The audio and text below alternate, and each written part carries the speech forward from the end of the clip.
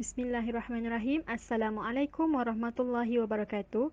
InsyaAllah pada minggu ini kumpulan kami iaitu kumpulan 12 yang terdiri daripada saya, Nur Ifah Sofia binti Zulkifli, Nur Umairah binti Mazlan, Nur Atika binti Samsudin, Nur Hanis Syazana binti Harun dan Nur Afaf Afifi binti Abdullah akan membentangkan mengenai seorang tokoh yang amat dikenali iaitu Al-Biruni. Sebagai pengenalan, Al-Biruni terkenal sebagai seorang jenius, berfikiran terbuka dan maju lebih dari tokoh ilmuwan lain sezaman dengannya.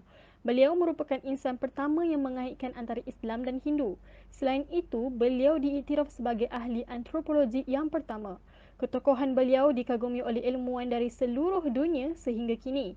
Selepas lebih 1000 tahun, pada bulan Jun 1974, majalah UNESCO Korea memuatkan kisah beliau dengan tajuknya A Universal Genius in Central Asia, A Thousand Years, dan menggambarkannya sebagai ahli astronomi, sejarawan, ahli botani, ahli farmakologi, ahli geologi, penyair, ahli falsafah, ahli matematik, ahli geografi dan seorang yang memperjuangkan isu peri kemanusiaan. Untuk mendalami ketokohan beliau, penting untuk kita mengetahui latar belakang Al-Biruni. Nama beliau adalah Abu Al-Rayhan Muhammad ibnu Ahmad Al-Biruni dan mendapat gelaran Al-Biruni atau Alberonius iaitu merupakan nama Latin bagi Al-Biruni. Selain itu, gelaran bagi beliau adalah pengasas Indologi, bapa perbandingan agama dan bapa geodes moden. Beliau dilahirkan pada tanggal 2 Zulhijjah 362 Hijrah bersamaan 4 September 973 Masihi dan meninggal dunia pada bulan Rejab 440 Hijrah bersamaan 13 Disember 1048 Masihi ketika beliau berumur 75 tahun. Beliau merupakan warga negara Parsi atau sekarang dikenali sebagai Iran dan kampung halaman beliau terletak di Kath, Khawarizmi. Mengenai pendidikan pula, Al-Biruni dipercayai bersekolah berdasarkan sistem persekolahan biasa iaitu maktab dan juga madrasah yang mana di situ beliau mempelajari ilmu agama seperti tafsir, hadis, bahasa Arab dan juga fiqh. Kemudian ketika berumur 23 tahun, beliau ke Ravi untuk mendalami bidang astronomi. Antara guru Al-Biruni ialah Abu Nas Mansur dan Abu Sah Al-Taflis. Seterusnya kita memahami pula mengenai sejarah hidup Al-Biruni. Beliau telah dilahirkan pada tahun 973 Masihi di sebuah lokasi yang terletak di luar daerah Kath Khawarizmi dan lokasi itu bernama Al-Birun. Disebabkan itu, beliau telah digelar sebagai Al-Biruni. Pada tahun 996 Masihi, beliau telah berhijrah ke Ravi kerana berlakunya pergolakan politik di kampung halaman beliau. Ravi merupakan pusat astronomi yang terkenal pada ketika itu dan beliau ke sana kerana beliau amat meminati bidang astronomi. Pada tahun 999 Masihi, setelah 3 tahun berada di Ravi, beliau telah berpindah ke Jurjan atas jemputan Sultan Syams Al-Ma'ali bin Qabus. Beliau telah menghasilkan 2 buah kitab iaitu kitab Al-Athar Al-Baqiyah an Al-Qarun Al-Khaliyah dan Risalah At-Tajrid Asy-Sya'id dan menghadiahkannya kepada Sultan tersebut. Dari Jurjan inilah beliau memulakan kajiannya mengenai latitude bumi. Setelah 10 tahun di Jurjan, pada tahun 1010 Masihi, beliau telah pulang ke Khawarizmi atas jemputan Abu Al-Hasan Ali yang merupakan pemerintah baru pada ketika itu. Pada tahun 1017 Masihi, Sultan Mahmud Al-Ghazni dari Ghaznah telah menguasai Khawarizmi. Al-Biruni telah dibawa Sultan Mahmud ke India dan di sana beliau mula mempelajari dan memahami agama Hindu dan masyarakatnya. Tokohan beliau mengenai Greek, Parsi dan Islam menarik tumpuan ilmuwan di India dan sebagai balasannya beliau mempelajari bahasa Sanskrit yang merupakan pintu utama bagi beliau memahami masyarakat India. Pada tahun 1030 Masihi, beliau telah mengakhiri karya beliau yang ditulis di India iaitu Tarikh Al-Hindi dan Tahqiq Al-Hindi, yang mana pada tahun yang sama Sultan Mahmud telah mangkat. Al-Biruni meneruskan khidmat kepada Sultan Ghaznah ketika itu iaitu Sultan Al-Mas'ud. Juga anak kandanya iaitu Sultan Al-Maudud yang mana Sultan Maudud merupakan sultan terakhir Al-Biruni berkhidmat kepadanya dan Al-Biruni telah meninggal dunia pada tahun 1048 Masihi. Bismillahirrahmanirrahim. Saya Nur Umairah binti Mazlan. Seterusnya, saya akan menyambung berkenaan bidang yang diterokai Al-Biruni dan sumbangan beliau dalam bidang-bidang tersebut. Jadi sebelum tu kita perlu tahu yang Al-Biruni ni adalah seorang polimath. Jadi polimath ni adalah orang yang mempunyai kepakaran yang luas atau pengetahuan luas merangkumi pelbagai subjek yang berlainan atau orang yang unggul dalam pelbagai bidang atau subjek. Jadi bermaksud yang kepakaran Al-Biruni ini tidak terhad dalam satu bidang sahaja, akan tetapi pelbagai bidang, sehingga kan beliau memperoleh beberapa gelaran dalam beberapa bidang yang beliau terokai. Okay, jadi seperti yang disenaraikan dalam poster ilmiah kumpulan kami, bidang-bidang yang diterokai Al-Biruni yang berjaya kami kumpulkan ialah astronomi, matematik, geografi, mineralogi, antropologi, fizik, astrologi, optik, botani, perubatan dan juga falsafah. Okay. Bidang yang pertama ialah bidang astronomi.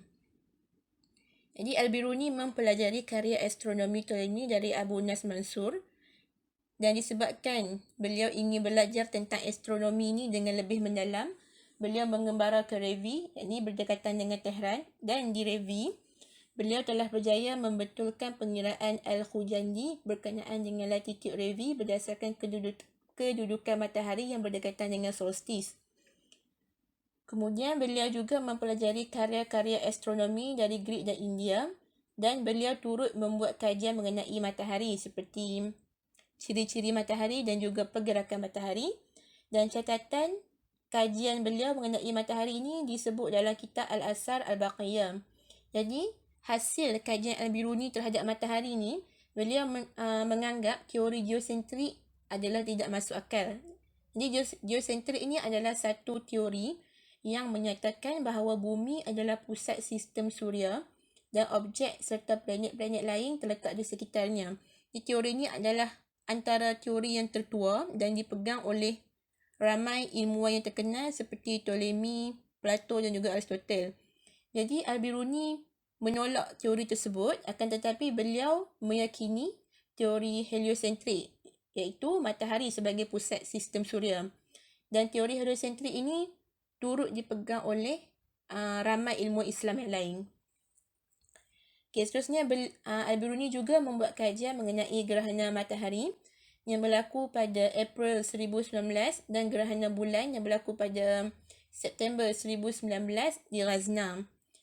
Tambahan, untuk menjalankan kajian terhadap fenomena astronomi ini, Al-Biruni menggunakan kaedah saintifik, dan disebabkan beliau menggunakan kaedah saintifik, beliau digelar sebagai orang pertama yang menjalankan eksperimen terhadap fenomena astronomi. Dan kaedah saintifik yang digunakan Al-Biruni ini dijadikan asas kepada sains moden. Dan yang terakhir, Al-Biruni antara ilmuwan Islam yang mencipta astrolabe, dan beliau turut menghasilkan satu karya yang menceritakan tentang astrolabe dan cara-cara penggunaannya. Seterusnya, bidang yang kedua adalah bidang matematik. Dan antara sumbangan terbesar Al-Biruni dalam bidang matematik ini adalah beliau mencipta kaedah penggunaan angka-angka Hindu. Jadi seperti yang dijelaskan pembentang pertama sebentar tadi, kita tahu yang Al-Biruni ni sangatlah tidak asing dengan budaya di India, termasuk agama di sana. Jadi oleh sebab itu beliau banyak mengkaji tentang India dan banyak meninggalkan sumbangan dalam beberapa bidang di India, termasuklah matematik dan juga sejarah. Okey, jadi seterusnya Al-Biruni mempelajari karya geometri Euclid dari Abu Nas Mansur. Al-Biruni turut menguasai ilmu pengiraan sudut, yang mana beliau memperkenalkan yang jumlah sudut dalam segitiga ni adalah 180 darjah. Dan Al-Biruni juga turut menguasai ilmu aritmetik dan juga trigonometri, di mana beliau memperkenalkan nilai yang tepat untuk pi dan juga sinus. Okay, dan yang terakhir, Al-Biruni menguasai pengiraan kuadran. Dan disebabkan penguasaan beliau ni, beliau berjaya mencipta sendiri satu alat yang mudah dengan hanya menggunakan cardboard untuk mengira ketinggian matahari. Okay. Jadi astronomi dan matematik ni adalah dua bidang yang terbesar yang Al-Biruni banyak memberikan sumbangan, dan kajian beliau terhadap kedua-dua bidang tersebut banyak dicatatkan dalam kitab-kitab Rasail Al-Biruni. Okay, bidang yang seterusnya adalah bidang geografi. Okay, jadi sumbangan terbesar Al-Biruni dalam bidang geografi adalah beliau membuat pengiraan radius bumi, di mana Al-Biruni mengaplikasikan ilmu matematik dalam pengiraan beliau. Jadi untuk mengira radius bumi ni, pertamanya Al-Biruni akan mengira ketinggian satu bukit disebut sebagai Bukit Al-Biruni. Kemudian beliau memanjatnya untuk mengira horizon. Seterusnya beliau akan membuat pengiraan menggunakan kaedah trigonometri dan algebra untuk memperoleh nilai radius bumi, iaitu 3928.77 batu, yang mana nilai radius yang dikira Al-Biruni ni hampir 99% tepat dengan pengiraan moden. Seterusnya, Al-Biruni mengira latitude dan longitude berdasarkan ketinggian matahari di beberapa kawasan seperti Kaf, Khwarizmi dan Revi di Tehran. Seterusnya, Al-Biruni mengkaji tentang bagaimana natural spring dan artesian well berfungsi berdasarkan prinsip hidrostatik, dan kajian beliau ini disebut dalam kitab Al-Asar Al-Baqiyah fi Qanun Akhliyah. Dan terakhir, Al-Biruni digelar sebagai bapa geodes moden, yang mana geodes ni merupakan salah satu cabang dalam bidang matematik yang berkait dengan bentuk dan juga luas bumi. Seterusnya, bidang yang keempat ialah bidang mineralogi. Dalam bidang ini, Al-Biruni membuat pengiraan yang tepat terhadap berat 18 elemen dan sebahagian termasuk logam dan batuan seperti berlian, nilam dan juga zamrud.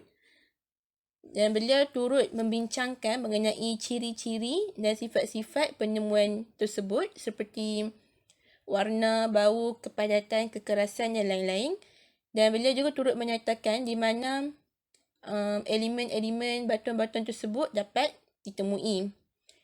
Jadi kajian Al-Biruni terhadap mineralogi ini disebut dalam kitab Al-Jamahir. Saya Nur Atikah binti Samsudin akan menyambung bahagian bidang yang diterokai oleh Al-Biruni dan sumbangan beliau. Seterusnya adalah bidang antropologi, iaitu satu bidang yang mengkaji tentang manusia secara keseluruhannya dari segi ciri-ciri fizikal, sejarah, linguistik, budaya sesuatu masyarakat. Al-Biruni dikenali sebagai ahli antropologi terawal, yang mana beliau mengkaji dan menulis secara terperinci berkaitan kajian kompetitif antropologi manusia, agama dan budaya masyarakat di Timur Tengah, Mediterranean dan juga Asia Selatan. Semasa Al-Biruni berada di India, beliau telah mengkaji mengenai sejarah, falsafah, sains, serta antropologi dan juga geografi tamadun India. Disebabkan itulah beliau digelar sebagai pengasas Indologi. Pada waktu ini jugalah berlakunya dialog pertama antara saintis Muslim dan juga Hindu, dan dialog ini dianggap sebagai satu kejayaan yang penting dalam sejarah kerana masyarakat tamadun India pada masa itu sangat-sangat mementingkan kasta. Mereka membiasakan masyarakat golongan atasan dan juga bawahan. Malah orang asing dianggap sebagai tidak suci, sehingga mereka tak mahu pun berkongsi ilmu dengan masyarakat luar. Jadi adanya dialog pertama ni, ia telah sedikit sebanyak mengubah cara pandang masyarakat tamadun India agar lebih terbuka dengan masyarakat tamadun lain. Sebabkan sumbangan inilah beliau digelar sebagai bapa perbandingan agama. Seterusnya adalah bidang fizik. Al-Biruni banyak membuat diskusi secara ilmiah bersama dengan Ibn Sina, antaranya mengenai haba dan juga sejuk, yang mana keduanya mendatangkan konklusi yang serupa, iaitu haba dihasilkan oleh pergerakan sesuatu objek, manakala sejuk pula adalah disebabkan objek itu bergerak dengan pergerakan yang minimum. Sebab itulah kalau bumi berputar pada paksinya, bahagian khatulistiwa bumi lebih panas sebabnya mengalami pergerakan yang lebih banyak berbanding dengan kawasan kutub bumi mengalami pergerakan yang minimum sahaja, jadi kawasan itu lebih sejuk. Kemudian diskusi mereka adalah berkenaan dengan hubungan haba dengan sinar matahari, yang mana Al-Biruni menyatakan haba wujud dalam sinar tersebut. Manakala Ibn Sina, beliau lebih terperinci menjelaskan bahawa bukan saja haba wujud dalam sinar tersebut, malah haba tak dapat bergerak dengan sendirinya, tetapi ia bergerak mengikut arah pancaran sinar matahari.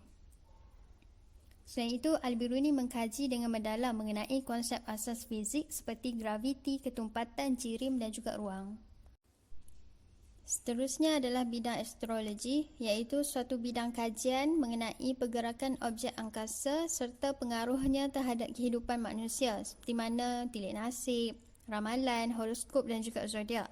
Jadi Al-Biruni mengkaji astrologi ni bukanlah kerana dia terpengaruh dengan perkara-perkara khurafat ni, tetapi beliau mengkaji adalah untuk memberi gambaran perbezaan astronomi dan juga astrologi. Kerana pada masa dahulu ilmu astronomi dan juga astrologi ni tak dipisahkan langsung. Jadi Al-Biruni merupakan antara ilmuwan terawal yang membezakan istilah astronomi dan juga astrologi. Malah beliau juga mengkritik beberapa kaedah astrologi serta beliau menegaskan asas tauhid, iaitu kepercayaan pada Tuhan yang satu. Kemudian dalam bidang optik, Al-Biruni termasuk antara ilmuwan terawal yang mengkaji tentang optik sebagaimana Ibnu Al-Haytham. Antara sumbangan beliau adalah beliau menemukan bahawa kelajuan cahaya adalah lebih cepat berbanding kelajuan suara. Dalam bidang botani, beliau mengkaji tentang tumbuhan serta herba yang boleh dijadikan ubat. Al-Biruni juga merupakan orang pertama yang mencadangkan pengklasifikasian bunga mengikut bilangan kelopaknya. Kemudian dalam bidang perubatan, Al-Biruni mengkaji tentang kembar siam serta beliau juga mempelajari perubatan dari tamadun India. Dalam bidang falsafah, Al-Biruni mempelajari falsafah Greek dan juga India.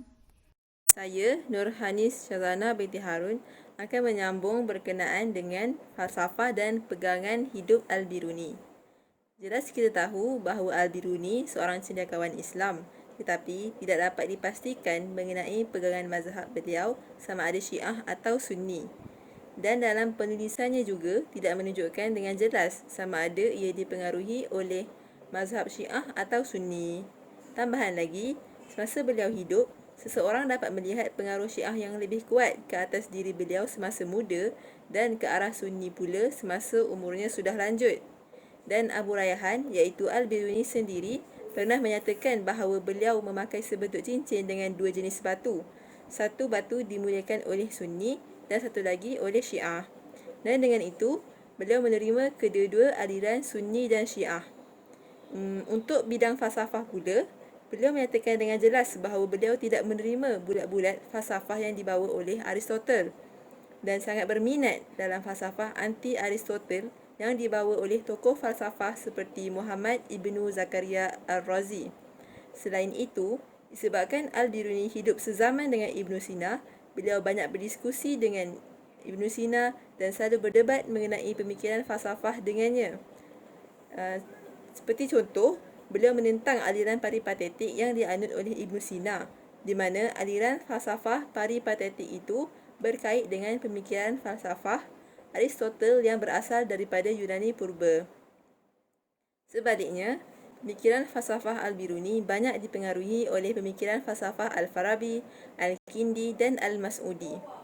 Beliau berpegang bahawa setiap yang dilakukannya akan berlandaskan dan mengutamakan prinsip-prinsip Islam serta meletakkan sains sebagai alat untuk mengetahui rahsia alam. Dan Al-Biruni tidak mengasingkan agama dari sains, malah beliau melakukan integrasi untuk kedua-dua bidang tersebut. Beliau juga berjaya membuktikan bahawa gandingan falsafah dan ilmu pengetahuan telah membolehkan agama terus hidup subur dan berkembang serta membantu menyelesaikan permasalahan yang dihadapi oleh manusia. Dan pemikiran falsafahnya tidak semata-mata bersandarkan kepada imajinasi dan logik, tetapi berdasarkan kepada kajian yang dilakukan secara empirikal. Dan sekarang saya akan sambung pula berkenaan pandangan tokoh lain terhadap beliau. Yang pertama, Max Meyerhoff, seorang sejarawan dari Jerman, mengatakan Abu Rayhan Muhammad Ibnu Al-Biruni adalah seorang doktor, ahli astronomi, ahli matematik, ahli fizik, ahli geografi dan sejarawan. Beliau mungkin seorang yang paling menonjol pada zaman keemasan pengetahuan Islam. Dan pengakuan ini turut disokong oleh sejarawan India, Sir Jaduna Saka. Sir Jaduna Saka juga ada menambah, sangat sedikit yang mengetahui ilmu fizik dan matematik, dan di kalangan mereka yang sedikit, yang terbesar di Asia adalah Al-Biruni, seorang ahli falsafah dan juga seorang saintis. Beliau seorang pakar dalam kedua-dua bidang tersebut. Yang ketiga, George Sutton, pengasas kepada disiplin ilmu sejarah sains, memerihalkan Al-Biruni sebagai seorang saintis Islam yang terhebat dalam semua bidang di sepanjang zaman. Beliau juga menggelar kurun ke-11 sebagai zaman Al-Biruni. Yang terakhir, iaitu yang keempat, Bobohan Gafurov menulis dalam artikelnya di majalah UNESCO Korea menyatakan bahawa kebolehan Al-Biruni begitu jauh terkedepan sehinggakan penemuan-penemuannya itu tidak dapat dicapai oleh kebanyakan ahli sarjana ketika itu. Dan secara amnya, Al-Biruni sangat terkenal di kalangan tokoh-tokoh cendekiawan yang lain bahawa beliau sangat teliti dan tepat dalam pengkajian yang dilakukannya. Bismillahirrahmanirrahim. Saya Nur Afaf Afifi akan menceritakan berkaitan karya Abu Rayhan Al-Biruni. Al-Biruni telah menulis hampir 200 buah buku dan mencipta beberapa peralatan astronomi. Lebih kurang 1/5 bukunya terselamat atau masih wujud dan yang lain hilang sepanjang tahun. Sedikit yang diketahui mengenai kehidupan peribadinya, akan tetapi apa yang kita ketahui kebanyakannya dijumpai melalui tulisannya dan bukannya cerita mengenai diri Al-Biruni itu sendiri. Okey, karya yang pertama iaitu Tahqiq Malil Hindi. Nama asal kitab ini adalah dalam bahasa Arab ialah Tahqiq Malil Hindi min Maqulah Maqbulah fi Aqal Marzula. Dan kitab ini diterjemahkan ke dalam bahasa Inggeris oleh Edward dengan nama Al-Biruni's India. Kitab ini berkaitan bidang antropologi dan geologi. Semasa di India, Al-Biruni telah mempelajari berkaitan orang India, agama mereka, budaya, kasta, sistem kelas, upacara, adat istiadat, falsafah, geografi, sains dan undang-undang orang India. Al-Biruni juga mempelajari bahasa Sanskrit dan menulis banyak catatan dan kemudiannya menerbitkan kitab ini, Tahqiq Malil Hindi, pada tahun 1030 Masihi. Kitab ini dianggap sebagai catatan bertulis yang paling berwibawa pada abad pertengahan India. Al-Biruni juga tidak membincangkan agama Hindu hanya sebagai agama dan tradisi, akan tetapi beliau membincangkan sejarah Hindu, falsafah dan sastra. Beliau juga mengkaji sains Hindu dalam meteorologi, matematik, geografi, kosmografi, kronologi dan astronomi. Boleh dikatakan bahawa tidak ada sarjana lain yang boleh melakukan pekerjaan tersebut sekiranya dia tidak mempunyai pengetahuan yang mendalam dalam semua disiplin ilmu yang disebutkan. Selain bahasa Sanskrit, Al-Biruni juga mengetahui bahasa Parsi, bahasa Arab, Greek, Hebrew dan Syria. Al-Biruni juga berjaya menterjemah 2 kitab bahasa Sanskrit kepada bahasa Arab. Kitab Tahqiq Malil Hindi ini mempunyai 80 bab dan masih wujud sehingga sekarang.